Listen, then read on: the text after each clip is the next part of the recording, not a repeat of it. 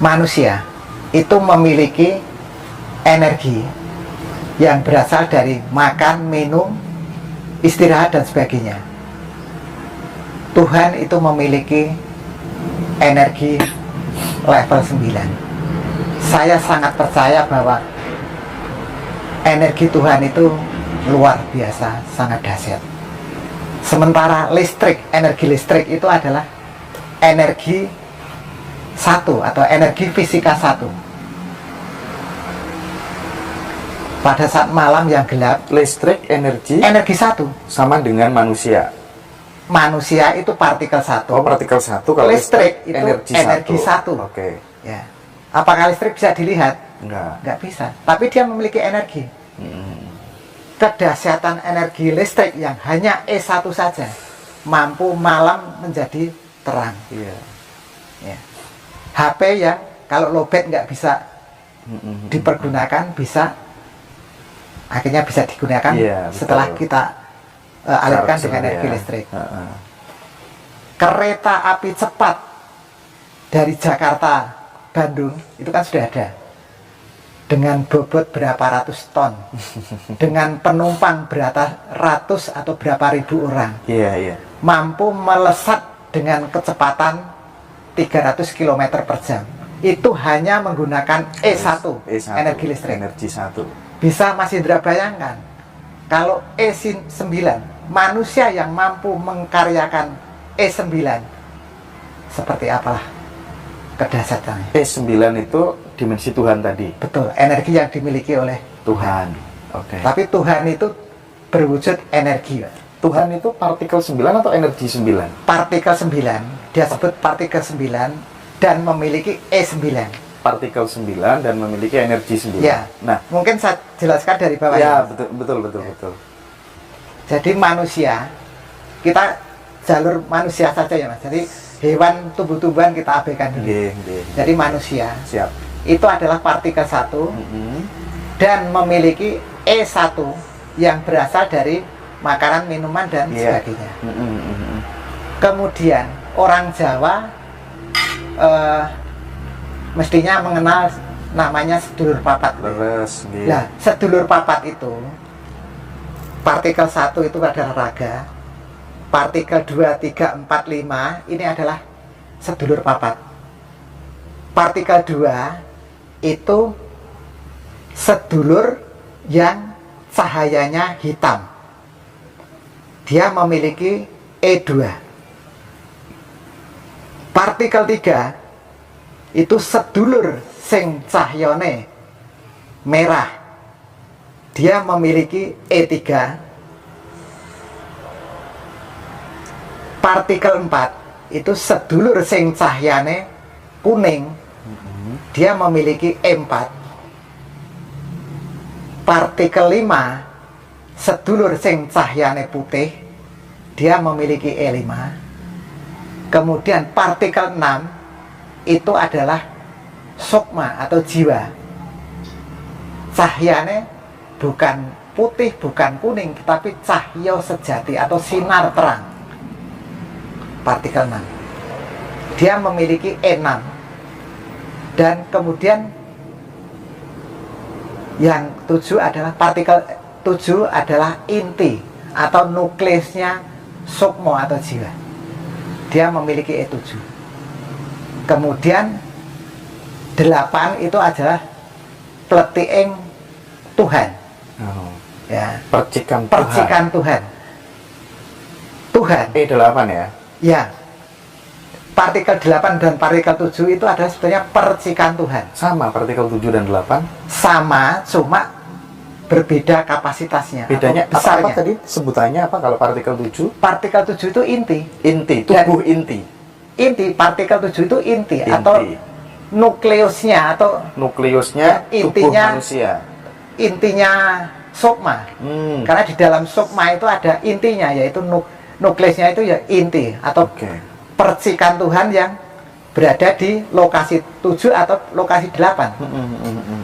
Nah, itu proses E8 percikan Tuhan. Iya, 7 dan 8 itu percikan Tuhan. E9-nya ya Tuhan itu Tuhan sendiri. itu sendiri. Ya. Oke. Nah, Tuhan gitu. Sebetulnya dulu itu yang ada itu adalah ketiadaan. Ketiadaan. Kemudian menjadi ada. Oke. Yaitu Tuhan. Karena apa? Dulu tuh dari energi unlimited, energi yang tak terbatas. Nggih. Dia gerak sirkuler atau gerak melingkar, akhirnya membuat sebuah titik atau gumpalan. Orang menyebutnya Tuhan, tapi dia, kalau orang menyebutnya Paijo, ya dia itu Paijo, partikel 9 itu Paijo. Tapi karena Udah jadi kesepakatan bersama, betul, Pak Gun ya. jadi kalau kami Misalnya itu bukan Tuhan itu menciptakan manusia dan jagat raya ini, tetapi Tuhan itu diciptakan oleh manusia, namanya dinamakan Tuhan. Lah itu nama kan Tuhan itu diciptakan iya, manusia. iya. Lah itu Sebenarnya tak bernama. tidak bernama. Iya. Lah kalau manusia mengatakan itu adalah Bemo, ya dia itu Bemo. Termasuk dikatakan kadal ya kadal. Kadal ya kadal, iya. Nah, dia karena tidak memiliki raga, otomatis dia tidak memiliki otak. Oke. Jadi Tuhan itu tidak memiliki otak, Sip, sehingga tidak memiliki keinginan. Jadi tidak memiliki keinginan. Saya kepingin menciptakan alam semesta, saya pengen menciptakan manusia, hewan, tumbuhan dan sebagainya. Tidak pernah, karena tidak memiliki otak. Oke. Ya. Tetapi mengapa ada alam semesta ini? Karena adanya Tuhan. Jadi Tuhan atau partikel 9 itu punya daya nganake, itu kalau bahasa Jawa. Kalau bahasa Indonesia mungkin daya mengadakan. Dia adalah sumber dari segala sumber. Iya.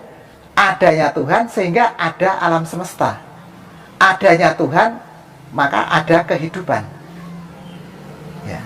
Sama aja matahari bersinar. Apakah dia memiliki keinginan, waduh itu anak wong ayu, dia mau jemurin pakaian, weh tak tulungannya, tak kasih panas. Dia nggak berpikir seperti itu. Dia secara alamiah. Jadi adanya matahari maka ada panas. Sama halnya ini, matahari tidak punya keinginan, wah kasihan itu Pak Tani, itu kepanasan, saya tak sembunyi, kan nggak pernah ada. Jadi matahari itu dia secara alami. Gitu. Jadi energi Tuhan, energi E9 itu adalah manifestasi Tuhan itu sendiri. Dia adalah, kalau ada orang bilang, kecerdasan semesta yang tak terbatas. Bisa dibilang begitu? Energi yang tak terbatas. Energi yang sebetulnya tak terbatas. Tuhan itu energinya terbatas, Mas. Energi terbatas, meskipun sangat besar sekali. Dia melakukan gerak pijar, Mas. Gerak pijar itu kalau saya visualisasikan seperti bara api. Iya. Kalau kena kipas atau ditepasi itu, dia akan meletup-letup apinya itu, kemudian ada peletikan-peletikan, ya, percikan-percikan. Nah, percikan yang besar ini terlempar ke lokasi 7E8, karena tuh atau partikel 9 dia di lokasi 9, dia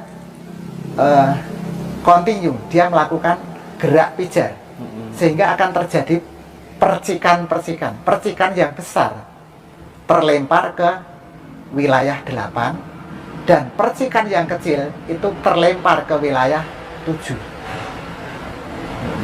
Nah, dengan pemahaman Tuhan yang seperti itu, Pak Gun, ya pemahaman Tuhan yang partikel 9 dan memiliki E9 tadi, terus kemudian sekarang berbagai macam agama memberikan pelajaran kepada umat-umatnya bahwa Tuhan tidak suka dengan binatang ini dan seterusnya gitu. Tuhan tidak suka dengan perbuatan seperti ini. Itu bagaimana jenengan melogikakannya seperti apa? Kalau saya semua itu saya gunakan nalar, Mas, atau logika. Berarti ajaran agama itu nggak masuk nalar? Bagi saya kan itu kan dogma, Mas. Iya. Dogma cukup dipercaya atau diyakini. Oke. Tapi jangan nggak perlu dibuktikan. Padahal sebuah kebenaran, Mas, itu pasti bisa dibuktikan. Kebenaran itu hanya satu, tapi ketidakbenaran itu banyak. Contoh, 3 ditambah 2 itu berapa, Mas? 5. 5. Selain 5, benar atau salah? 3 tambah 2 Salah. itu yang benar hanya 5 itu ya. Kalau dijawab 10 benar atau salah? Salah. Dijawab 7 salah. Salah. Jawab 1000, Salah. 1 triliun, jawab yang lain salah. Kebenaran hanya satu, Oke. tapi ketidakbenaran banyak. Banyak. Maaf, ini bukan anu ya. Mari kita berpikir secara nalar. Nggih. Agama A mengatakan bahwa agama yang benar. Agama W mengatakan agama yang benar. Agama C agama yang benar dan sebagainya. Kita mau milih yang mana? Padahal masing-masing itu kontradiksi. Pilihannya tergantung kita berada di lingkungan yang seperti apa gitu terkadang Biasanya, kan. Iya. biasanya kita mengikuti karena Bapak dari ibu kita. kecil iya seperti itu. Apakah kita kepengen dibingungkan dengan sebuah pilihan seperti itu? Mestinya kita menggunakan nalar kita, Mas. Ya. Benar itu pasti bisa dibuktikan. Contoh, karena saya dulu sekolah itu ngambil fakultas matematika. Nggih. Jadi saya pembuktikan. Ya. Penjual jeruk mengatakan jeruk manis, jeruk manis, jeruk manis. Apakah kita cukup percaya bahwa jeruk itu manis? Enggak. Kita mencoba satu jeruk, ternyata manis, Mas. Apakah bisa membuktikan bahwa jeruk itu manis? Enggak bisa, karena ya kalau enggak kebetulan kita ngambil secara acak itu kebetulan hanya satu itu yang manis dan itu pas yang kita ambil. Bahkan setengah keranjang jeruk itu sudah kita buktikan manis. Itu belum bisa membuktikan bahwa jeruk ini manis. Itu terbukti bahwa jeruk itu manis kalau kita bisa membuktikan semua jeruk itu sudah kita coba itu manis semua. Atau kita bisa menyimpulkan bahwa jeruk ini tidak manis kalau kita bisa mengambil satu jeruk yang ternyata rasanya kecut. Berarti pernyataan dari penjual itu sudah salah. Itulah pembuktian. Ya. Sama halnya kita, A, B, C, dan C menawarkan sebuah kebenaran. Kebenaran untuk bisa mencapai akhir yang benar, karena kita pengen menuju. Iya. Ya. Memang saya lihat bahwa semua itu mengandung nilai-nilai kebaikan. Iya. Tidak ada yang mengajarkan nilai-nilai kejahatan, keburukan, tapi mengajarkan nilai-nilai kebaikan. Tetapi kita ingin menuju ke suatu tempat di surga sana. Apakah kita hanya memilih yang baik? Mestinya kita memilih jalan yang benar. Panjenengan dari Tuban untuk menuju ke Cangkringan ini, kalau panjenengan hanya berdasarkan nilai kebaikan, milih jalan yang baik, mesti nggak sampai di sini, Mas. Karena saya lihat ini tadi saya dari Gunung Kidul sini, ini kok ada jalan sing apik, jalan sing aspal mulus lebar, kok ini malah belok jalan yang kecil. Tetapi jalan kecil ini jalan yang benar, yang benar bisa menuntun ke tujuan. Ya. Makanya inilah kita mencari jalan yang mengajarkan nilai-nilai kebenaran. Seperti tadi saya katakan bahwa tadinya tidak ada menjadi ada, mestinya proses alam itu akan cokro manggilingan, akan berputar itu ya. Setelah ada, mestinya proses untuk menuju ke ketiadaan.